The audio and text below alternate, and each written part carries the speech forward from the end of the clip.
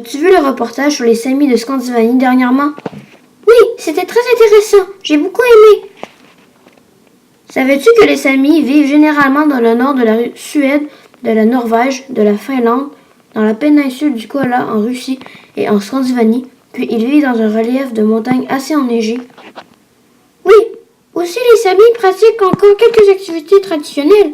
Parmi eux, on retrouve l'élevage, le pastoralisme du renne ainsi que la pêche. Je ne suis pas sûre de me souvenir dans quelle habitation vivent les Samis. Te souviens-tu?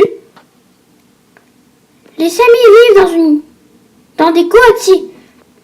Une goatie est une tente montane à armature de bouleau couverte de feutre gris. Ils parlent le same dépendant de quelle famille ils appartiennent et de quelle région où ils vivent. Il y a 9 familles linguistiques.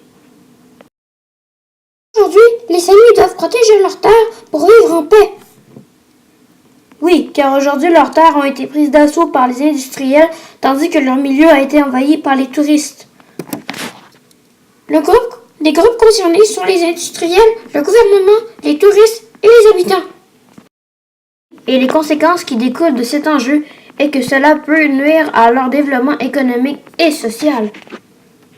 Les conséquences positives est que cela va leur permettre de continuer de faire de la chasse, de l'élevage librement sur leur territoire. Ils vont avoir de l'appui de plusieurs pays pour leur cause. Dans le monde, il y a le même enjeu chez les Inuits, car aussi le gouvernement du Québec veut s'enrichir sur leur territoire. Cela engendre les mêmes conséquences. Bye bye, je dois y aller. Moi aussi, je dois y aller. Bye bye.